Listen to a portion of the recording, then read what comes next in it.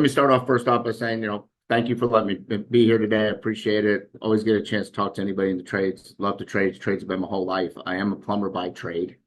I started trades in 1997, right out of high school. That is, I am getting old now. Realize this, creeping towards that 50 mark. But I started in the trades right out of high school. I was loading semi trucks at Value City Furniture, and then got a job as a plumber. I had no idea what a plumber did. I was loading semi trucks about $14 an hour. Took a first shift job in new construction plumbing at this time for $7.50. And that's how I got into trades. And I never left. I got my master's plumber's license, as they called it then, by the age of 23 years old. And then my buddy and I decided to start a plumbing business because we thought we were really great plumbers, so we should own a plumbing business. So we started a plumbing business in the early 2000s called Precise Plumbing, and we grew that to about $3.5 million.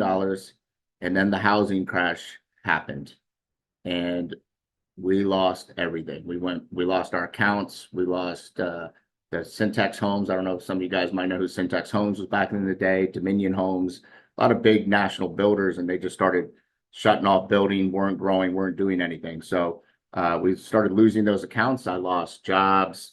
I lost, I lost jobs for people. I lost my house. I lost my car. I lost everything. I ended up on check systems. I don't know if anybody's ever been on check systems, but check systems, no joke, to be honest. That means basically they won't even give you a bank account.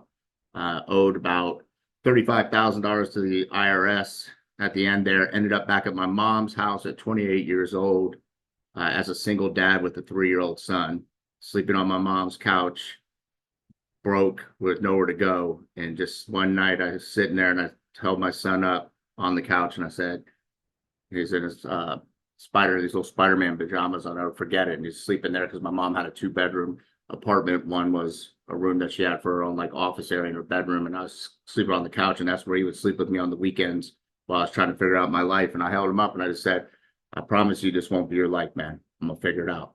We're not living a life like this. Because I grew up with not a lot of, went to the grocery store, food stamps. I have a food stamp on my wall over here that I have across from me right now in my original Carhartts from 97. And I told him that's not gonna be my life. And I got up and I got to work. And I got to work and started building the company that we have today 17 years ago now. And I started it with $50 that I borrowed from my sister to open a bank account up. And I got to work with my hands and the trades that saved my life and has given me all types of opportunities.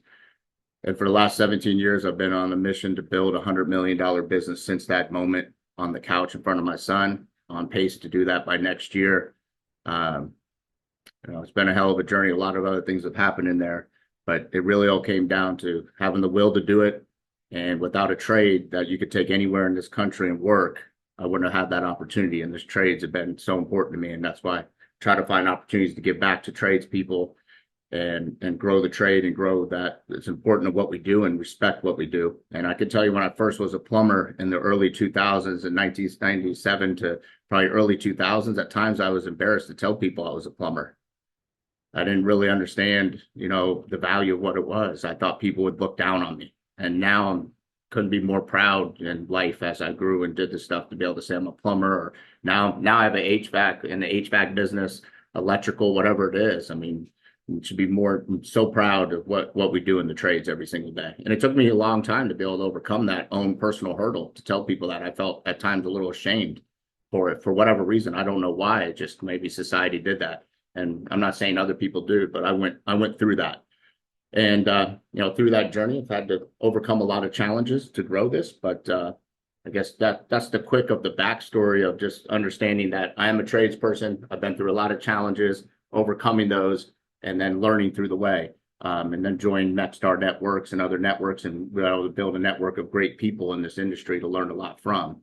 But going all the way back down to like starting in the truck and working my way up, being a technician, I've done that. I've been a service tech. When I started this company, I actually had never did service before. I was a new construction plumber. So I knew how to install everything. I knew what it looked like done, but I never actually had to repair a lot of it. So I had to learn a lot of the repairing. And I didn't have any sales training either. And I had to just go learn how to sell on my own. And so I'm not a professional trainer, sales trainer by any means. But I'm a professional give a shit person. And I think that mattered the most is I cared about what I was doing. I was caring about how I took care of my customer. I cared about what they needed. I cared about providing the right services and the right solutions for them. And I didn't need any sales training at that time because I knew if I cared more than enough about what I was doing every day, it would show up to the customers. And that's how I approached it without sales training, because I couldn't pay to have a sales trainer. I didn't have a great person like Brian to teach me overcoming objections and other people at that time. I just knew that I had to give a shit more than anybody else that I was up against every single day. And when I did that and cared more, I won more. And I have a bracelet still today that says, just care more. You just care more. And you just care more, you'll win. And, that's kind of against, I love going over objections. We teach those, we train that. But 10 years ago, I was selling over $1 million something in plumbing to homeowners in a house 10 years ago without any professional sales training, just by going out and doing that. We're talking 10 years ago. How many people are selling $1 million in plumbing today? Got guys in there? See a couple of guys? Okay, that's great. And then we built, some of our guys have been up to $3 million doing plumbing sales now and beyond, right? As we've built that model out and grew that. But then we've also learned from great people along the way. So, but I will say, I think you really, when you think about it, I always went back through some training at times, as thought about sales training or sales in general. And I think there's 3 pillars to trust for me that I've always tried to go back to and use. And one of them is empathy. You got to have empathy of what you do. Second one is expertise, and then expectations, right? And I always believe that when you get in there, you got to be able to show empathy. You've got to be able to show your expertise, and you've got to be able to have expectations with the customer. And I think about my career when I was in the field selling, and even today, is expertise. I sold on expertise as the expert with the team with people. And I think that's important to kind of figure out where are you in this cycle? What are you doing? Are you really good at empathy? Do you have really good expertise? And are you good at setting expectations? Because you also got to be able to set expectations with your customer along the journey. So I think those are 3 pillars that I always use. And it's actually kind of interesting if you look at them and you spell them out and you write them in order. At the end of them, it says yes. The last 3 letters down say yes. And at the end, if you do all 3 of those, you'll actually get a yes from your customer. And that's been my experience over time. So I can tell you that when I think about that, those are the areas I always go back to when I go back to even our own team and talk about sales or talk about the structure is always going back to the fundamentals, the basics always work. And I think you do need to have objections. I do think you need to learn how to overcome all these things. And we still coach those here today. But I really think if you can show up and just show that you genuinely care about what you do and who you are every single day, you'll win. You don't need to have 800 objections to be able to overcome on a regular basis. I think they're good to have, but this is what I tell my team I have. And today we have 250 trucks on the road. So a lot of technicians to talk to, a lot of people doing a lot of work, and we're growing every year still by just these fundamental understandings of just caring more about what we do. And you got to show up that way. So I think that's important to understand that. And I think also coming down to the idea, there's only 3 things to sell. Does anybody know what the 3 things are to sell in this world? There's only 3 things to sell. They're ideas, write it down. Ideas, products, services. There's only 3 things to sell every day in this world. You're either selling an idea, you're selling a product, or you're selling a service. And when you're in the middle of presenting and talking about these things, know which one you're selling. Because we get confused sometimes and we think we're selling somebody an idea on something they should do, but you think you're selling them a product at that time. Know which category you're in and when you're having the conversation. Know that if you're selling somebody an idea on what's possible for something, then know you're selling an idea. If you're selling a product, know that that's the product you're selling. If you're selling a service, know what service you're selling. And if you recognize those 3 things, then you'll know where you stand when you're going through in your sales process. It's simple stuff, but I think it's important to know. And a lot of times people are selling ideas. A lot of times your managers are trying to sell you an idea, right? An idea that we should do this, an idea that we should do that, right? Same thing you're doing with your customers, an idea that you should probably do this to upgrade this, to do that, to do this. And then understand when you're getting to the product why am I selling you this product? I'm selling them a product. I'm selling them my service. So I think it's important to recognize those three areas too. So I like things in threes if you haven't noticed. Things in threes make life simple. I'm a plumber. Plumbers, we can't remember that much. Maybe HVAC guys and electricians, maybe you guys have a little better bandwidth, but us plumbers, we got to keep it simple to be successful. So, I think when you think about those things, that's where I try to keep it simple. I really do.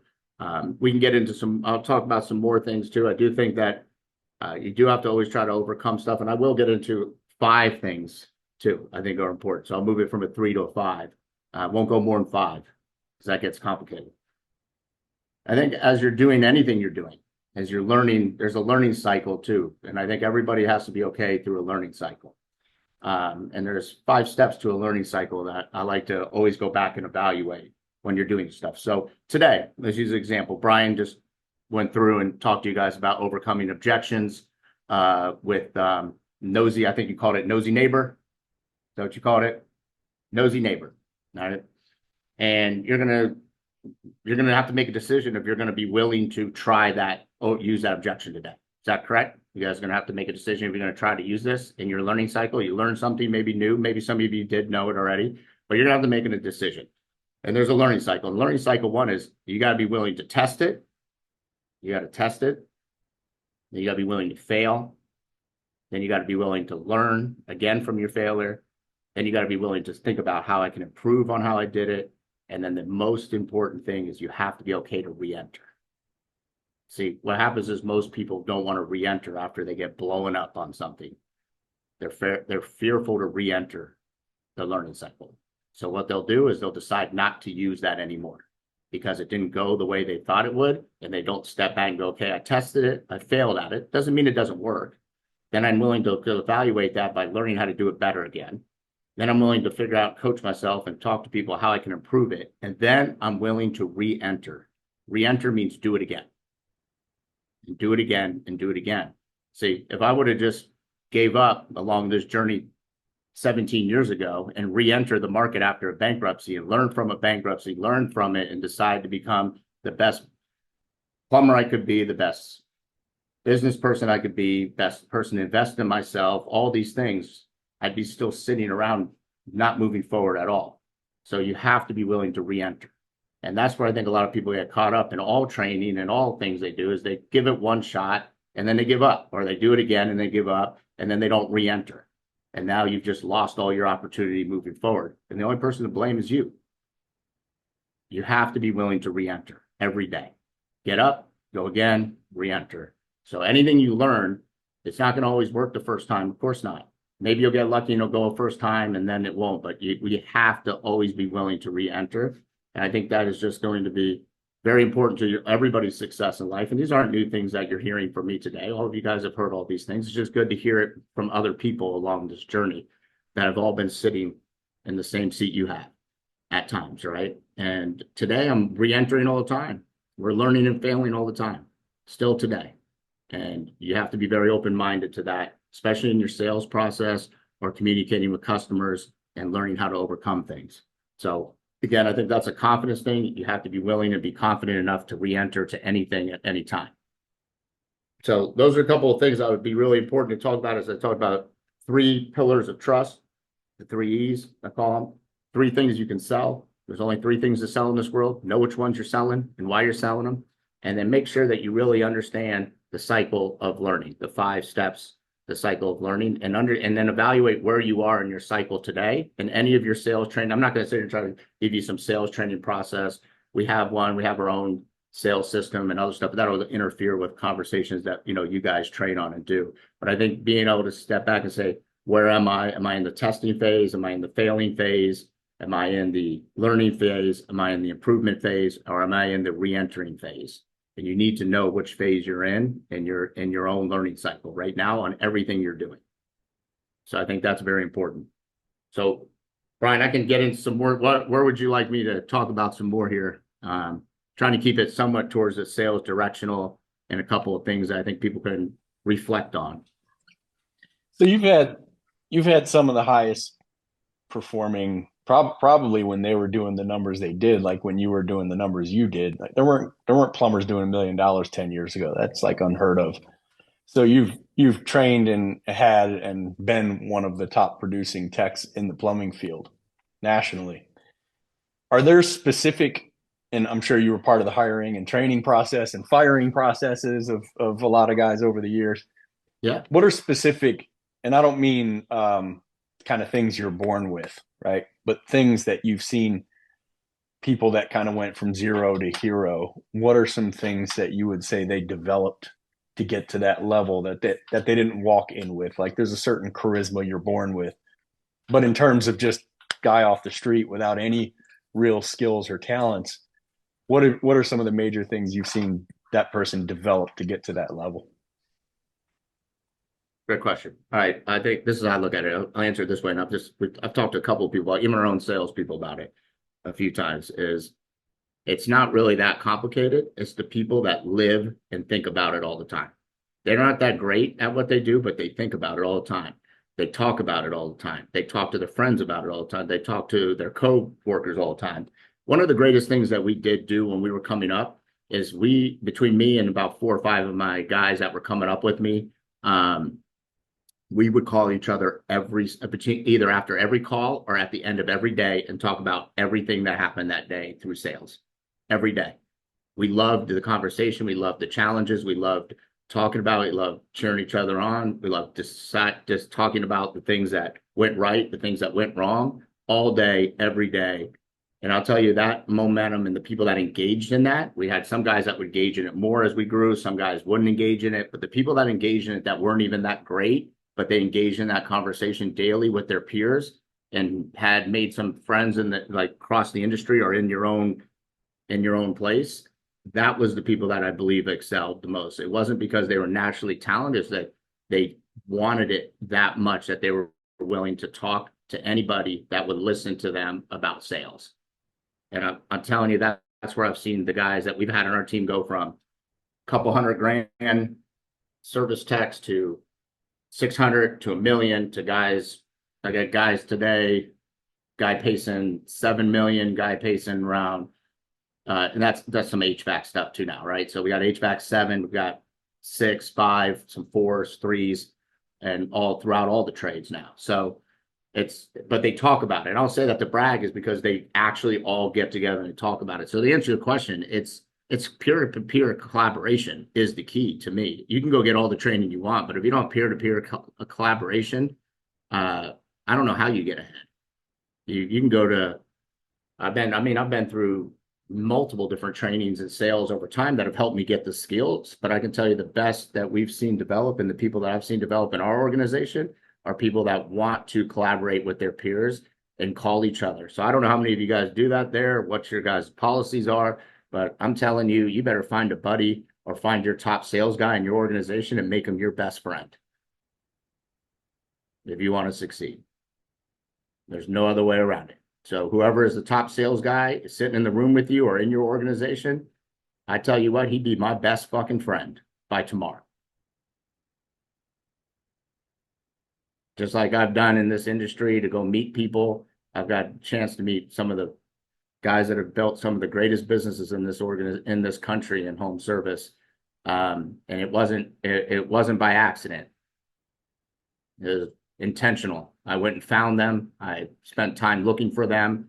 I called them. I was available when they were available, not when I was available. When they said they could talk, no matter what time of day or night or week, I would make myself available. So if I was looking to say, how can I grow in the best to be, I'd find the best salespeople or people that are on the same mission with me, and I'd make myself available when they're available. And I'd be talking to them every minute that I had a chance to talk about what happened, not waiting to your Wednesday training to talk about it. It's too far in between, and you'll get to pick up some nuggets in this, but you better go out today and I would get 2 people or 3 people together right now, and whatever you just trained on today, I'd be calling my buddy about it later today, and we'd be talking about it after I did it or screwed it up. Does that answer your question, Brian? I think that's it because it's more fun that way. It's a lot more fun when you have peer to peer, not, hey, go to this training class and they'll teach you everything you need to know, right? It's about accountability, peer to peer, and talking through those problems. Yeah, that answers the question. It is like, well, 20 years doing this type of plumbing where, selling service, overwhelming service sales. And the people that I've seen rise the highest are the people who, like you said, they're obsessed with it. It's like Brent Buckley always said Yep. that people would come to me and him and say that we were obsessed because we're role playing in the parking lot after the meeting when everybody else is complaining about, confessing the boss's sins or whatever. And they would just say, "Well, you guys are obsessed with this, man." And he would just go, "All right, yeah, I'll be obsessed. You're going to be average. Like that's how we're going to live our lives." And everywhere I've been, the top producing people were like literally obsessed with this. And I don't know that they sat at home at night and did this, particularly if they had families, but during the workday, this is what they did. They weren't looking for ways to make their day more fun. They were looking for one tiny little way to get better throughout the day. And usually that's a phone call with somebody else. And fortunately for these Wiser Wednesdays, when we have people on who do big numbers, they freaking give out their cell phone number at the end of this thing and say, hit me up. And we have some people, at least here in the Phoenix, Ben Franklin, who do it. They shoot them a text. They get on the Should. phone with them. They role play together and, make a game out of it, make fun out of it for sure. Cause you should get buddy with these people so that they want to take your call. But realistically, you're trying to squeeze every drop out of every second you have throughout the day. And there's no better way to do it than find somebody who's doing it better than you. Yeah. Or somebody that's on the same mission with you together and learn together, bounce things off and go, okay, let's go figure out who we need to talk to because we don't know the answer. Let's go call somebody else. But, I think that's it. I called a lot of HVAC guys when we got into the HVAC business cross country, some of the top ones, including Bunkley. And talk to him about what do you do, how you doing it, what's going on in there, right? So some of that stuff you got to reach out, you got to communicate. So I think that's important. And I will say, like even our top sales guy, he still calls me all the time to talk about sales. He called me last night. I was on the phone with him for 45 minutes talking about sales calls. He's been with me. He's 30 now. He started with me when he was 20, been with me 10 years. He called me last night. We talked for 45 minutes about sales last night. He has become like he remembers every call and everything that happens. And I listen to him because he wants to talk about it, right? So I'll listen to him. Of course, I'm going to listen to a guy selling $7 million. You got that time all day, huh? I got that time. And I got that time for other people too. I'm not saying that, but I mean, I got other guys that call and still want to talk. We have VPs of sales and done stuff, but they want to talk through stuff sometimes. And, and you want to just hear it and they want to sort through it and they'll talk through the call and they'll tell you what went right, what went wrong, where they thought they screwed up. And now we're using a lot of AI voice recording stuff in the calls too. So now all the guys are able to listen to everybody's calls and we share them with everyone. So that's another thing that we have going on, which I don't know, what you guys, through your organizations, but we're doing that now. So all the sales guys actually have access now to every sales guy's call, and they can log in on an app. They have an app and they can log in and listen to any sales guy's call from every day and listen to them and hear what they said and didn't say and see, it says it'll say this job sold $27,000. So you can click on it, you can listen to it and hear the whole call and how they close the job for $27,000. Wow. Is that Rilla or Zero? Rilla. Okay. I didn't know they had that app like that. Yep. Yeah. Yeah, the Rilla app. I don't know if you guys, I'm not saying I don't know what but it's a resource available if your management or teams ever want to sign up for it. I think it's a great skill and a great thing to have. And I'm not trying to pitch that. I'm just saying these are the opportunities that you have to do it, right? Like Sebastian's in the back waving a check in front of you. Yeah, here's a guy sold like a $25,000 job, and you can click on it right here, and we're going to start listening to his Press call. Play, bro. Let's go. Play that listen play it. Yeah, it's an hour and 30 minutes. Jeez. That tells you how long he's there. Hour and 30 minutes. How long you guys on jobs? Hour and 30 minutes. Sold 27,000. I mean, he has all the times on there. I think time's important too, right? So. Yeah. So Rilla tracks that stuff too, right? Yeah. Rilla's so a great metrics drawn by like. I'll tell you what I did. Like, you guys don't have Rilla. I did back in the day before Rilla, right? Before all this AI and all this other stuff. Because look, not all the time it's going to be available to you, and sometimes your company's going to invest in it, sometimes they're not. Sometimes you need to invest in shit yourself too, right? But all I ever did was just old school. What 10 years ago, iPhones still were out 10 years ago, guys. Roughly, right? I would just literally record my own calls in the house on my phone, and I'd listen to them. Shirt pocket. That's what I did. I just put record, set it down, and walked around with it. Especially when I did my present, I would just hit record on this and set it down on the table next to me. Anytime I was doing, I call it present step, set your options, whatever, always would record myself and then listen to it afterwards. Always. It was the only way that I knew what I said and didn't say. And you'd listen to it and I'd say, damn, you're an idiot. Why'd you say that? Or damn, okay, I see what I said there.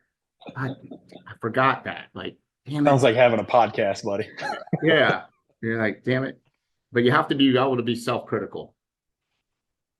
So I hope. And you don't have to. I mean, there are people who would be willing to listen to that call with you or for you and give you feedback. Now, an hour and a half call is going to be tough to get somebody to be able to dedicate that time. But where's your time spent? Those are longer ones. I'm saying like your presentation, you could break down your presentation. Like, hey, I'm going to do a presentation. Record that, and that should probably take you most presentations 15 minutes. Depending on how much you're getting into it. But your present step probably about 15 minutes. That's worth recording. I mean, if you can't present, you shouldn't be selling. Bottom line, like if you can't sit and present options, then you're never going to sell. The present step is like you got to be able to have a conversation with the customer, sitting down and having a conversation. So if you were going to say anywhere to start recording your present step when you go to present your options to your customer and listen to how you sound, and then ask yourself, would I buy from me? And there may be a lot of hell no, I wouldn't. I need to work on this because I was honest with myself, and I say that respectfully because I had to be honest with myself at times. I said, man, that did not sound good at all. I did not cover that well at all. In my head, I thought I was doing this, but reality, this is what I was saying. So I think it's important to do that. So if you can't present, you can't sell. You can find out pretty quickly what type of state you're in as well. Like if you're in a one-party state, only you need to know the recording's happening. If you're in a two-party state, yeah, for sure. Your client needs to know about it if that's something you're concerned with. But there are pretty easy scripts to get a client to just let them know. Hey, just like when you call into the office, we put it on a recorded line for training purposes. I do the same thing here, just so you know. I'm the only one that's going to listen to it. Maybe a manager of mine, just to make sure that I treated you the way I'm supposed to treat you. Is that okay? For sure. And I'm in Ohio. It's a one-party cast, so I'm speaking in our state. Of course, there's only Arizona's one party. Yeah, at California and New York are really heavy on that stuff. There may be one naturally. Or two. Yeah, maybe Washington. So if you guys are in those states, sorry. Cool. Sam, do you have a question? I do have a question. Yeah. So I like how you called yourself a professional give a shit person. So I'm kind of new in training, like being a trainer. And so on your first pillar here, empathy, have you found a way to kind of teach empathy or teach someone to give a shit? Is that something you found you just need to be born with? And when you're looking forward with the hiring process, obviously you have a ton of technicians. So I'm just curious if you found a way to teach it. I think, let me answer this way. I don't, you can't make people be empathetic. Like, I think people can try to teach them how to use empathetic words to be empathetic, but some people are just naturally not very empathetic. And it's going to be hard for them in certain areas, right? This will sound crazy, but okay, so this sounds a little crazy. Our call center manager may be one of the most non-empathetic people I ever met when I first working with him as a call center rep. He was a call center rep, really good, followed all the stuff. I was like, dude, you have the worst empathy. The lady just told you that her sister has cancer, and you didn't even acknowledge it when I listened to your call. Like, these are real things to him. I'm like, how do you not even, he's like, well, it was just, well, I don't really know what to say. He just kind of went through it, right? He didn't take it because he didn't. So I had to, you could coach towards say, hey, these are things you need to acknowledge. And he did build into, he's still not great at empathetic, but then he started to kind of fall in love with it once he kind of understood what empathy really meant. And it really meant the idea of connecting with people and understand what's going on with them and really get to be able to have an emotional connection to the person. So I think it was more of going through that to get him to understand you don't have to be hard or feel awkward in this. It was more about getting he runs our whole entire call center now. And this is a guy couldn't get him to say, oh, I'm sorry to hear that that's happening to you on a call, right? At first. To answer your question, I think you can coach along to get people to do it. Some people are just going to be more naturally empathetic in general. I think it is kind of sometimes just a skill that you just have. And it'd be, I don't know if you guys ever heard of color codes, like color code personality testing. Color code is a big thing too. So if you really want to do something to figure out like who people are, like people that have a blue personality, which is the majority of society has heavy blue personalities, are very empathetic people. And then you have red who are just kind of hardline people. They have white that are pretty white personalities, which are more people that are tell me what you want me to do kind of people. They don't have a lot of this. They're just kind of really in between. And then you have yellow people that everything's just a joke. Like they're just kind of more joking and everything's kind of has to have humor to it. And they're not super, they can have empathetic, but typically if you do color assessments, really great way to understand who people are. And that's why typically in a call center, you hire blue personalities. You do the assessment. If they have a high blue personality, that's who you want in your call center. Typically, you'll see people that are reds that are more like sometimes management or leadership. They're more heavy headers. They don't seem to have a lot of empathy because they just want to drive forward. And sometimes you'll say, "Man, that person's a dick," right? Sorry, I don't know if you can curse on here, Brian, with your team. Apologize, but You can do whatever you want, buddy. All right, I just do sometimes. But you'll see somebody like that, and you're like, "Man, they're real harsh." And that's typically just because somehow the personality is not even the fact that they really are trying to have a harsh personality. It's just kind of the way they just see the world. So you have to understand that. So hopefully that answers your question. I think I'm trying to help you get there. So I think you can coach it in by getting people to really understand. Actually having empathy and connecting with people is meaningful in life. And if you can do that, you'll have better meaning with people and better relationships, whether it's a customer or peers or your manager to manager. But some people just aren't going to get it. They're just not. Yeah, you made a great point about you can train them to ask empathetic questions. And empathy, if you've ever been through marriage counseling, guilty, just pretty much every type of therapy that exists I've been through or am currently going through. You see that throughout the process of marriage counseling, they will take like a driver type husband like myself, who's a red for sure, although probably a mix of all four, but red dominant. And you'll see that they actually teach you to ask empathetic questions, because empathy is actually one of these fake it till you make it things where a guy like myself will actually become interested in what we're talking about as I use these empathetic questions. I want more. And all of a sudden the other party, wife, whomever, feels like you're very empathetic. And I'm not very empathetic by nature, but these exercises actually make me show empathy. And then you can't help but, while building that relationship, starting to feel empathy. So it is the way you said it, teach someone to ask empathetic questions. It does work. It does make them empathetic.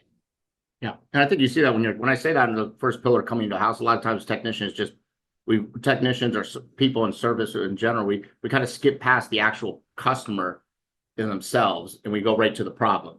And if you don't address the customer being empathetic of their problem, then they're not engaging with you because you don't look like you care about what they're going through besides what's broke, right? Like we'll get to fixing the water heater. I got to fix the person, show empathy to the situation, and then we'll move forward. And just understanding the circumstances they're in. I think that's how I always approached it. We technicians are very comfortable with the water heater, right? Yeah. Not so much with that probably upset client, whether it's our fault or not. And what we do when we get there, by skipping the empathy pieces, we're kind of borderline protecting ourselves. Like we're trying not to engage with this person because, we're not ready for this. It's first thing in the morning. For crying out loud, I don't want to have to deal with her problems and my problems. Just like, step aside, show me to the water heater, let me sell you a new solution. And it's like, that's the plumbing's probably 20% of the job. And we're hopping past the biggest part out of a need to really protect ourselves emotionally. Yeah. This is why the role play, care, engagement, role play, doing this kind of thing outside of training and outside of the customer, like we talk about all the time, engaging with the gas station attendant, engaging with the waiter or waitress in a much deeper way, always like extending a hand and introducing yourself. You get the craziest looks from people when you do this stuff out and about. but it changes you.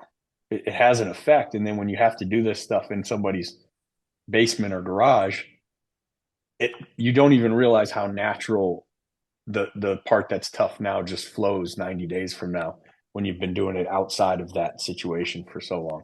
It just goes away and you don't even realize it goes away. Level, this is a high level in general across organization, across what we do. I bring it up all the time to our team. QQS is quality, quantity, and spirit. And it's a fundamental equation that's been around in business and long time ago. And I don't know if anybody's ever read the book Think and Grow Rich, but it's the greatest book to me ever written in the world, besides the Bible, right? If you're in a Bible, but I mean in general, like a self-development kind of book in general. Well, I guess the Bible is self-development too, but to me, it's basically my Bible, and I have it right here. This book right here, if anybody can see it. And it's about making sure that everything you do is in this order. The first thing you do is the quality of how you do everything, then to the quantity of how you do it, and then the spirit of how you show up and do it every single day. But the first thing is you got to do the quality's got to be first, then the quantity, and then the spirit. A lot of times what happens is everybody wants to do quantity, more of it, more, and you start to lose the quality, and then you don't even have the spirit of doing it. And it disrupts the whole cycle. So I think it's very important as management to always say, number one, and anything you're doing, whether you're doing the work at a house or anything, it's not how fast can I get out of here? Let me make sure the quality of this thing is right? Let me do the quality first. Then as I get better at my quality, I'll get better at my quantity. And then my quantity, once I'm good at quality and quantity, my spirit goes up because I feel I have this great spirit of doing it now. And I think once you understand that you do those two things and then you have the spirit of doing it, like you're unstoppable. You just become very unstoppable. So I highly recommend that book. And another favorite book that I like to share books too is from a sales. If anybody's ever read this one, Maximum Influence. This is a really good, this was probably one of the first sales books I read a long time ago. Influence is similar to this, but Maximum Influence is a second right in the original Influence. So check those out. But hopefully it added some value today. All I can do is share from my experiences, and hopefully something resonates with somebody that they can take away today and go do something with. So I appreciate you even taking the time here today to just hear anything I had to say. So so everybody knows we messed up the calendar invite somehow. I actually had asked Aaron to reschedule probably a month ago when he was supposed to come on, and then I messed up the calendar invite, I guess, this morning. So all it showed was a red question mark next to him, and he didn't realize he was on for this morning until last night when I just randomly shot him a text like, "Ready to go, bro?" Glad you did, because I didn't even have it on my calendar. But so yeah, he's like, I went with it. All you can do is sometimes it's even better. You just speak from the heart of what you know and what you have, right? And that's all you can do. So I hope all of you go out there and just give a shit about what you do more than anybody else. I promise you, if you just care more than what anybody else cares about what you're doing, you will win. Care more than your competition, care more than the customer cares, care more than your manager cares, care more than the technician. Just care more about what you do. You will win. You will win hands down. There's no other way. You will just win. So get out there, care more about what you do every day. Be proud of the trade that you represent, the business you work for, and if you care more, you get to go home and show to your family, your friends, and all the people that look up to you every single day that you show up and you care more about what you do. And there's a ripple effect to that you can never know, but you'll see it in the spirit of yourself and the people that you work with, your family and your loved ones. So get out there, care more about what you do today.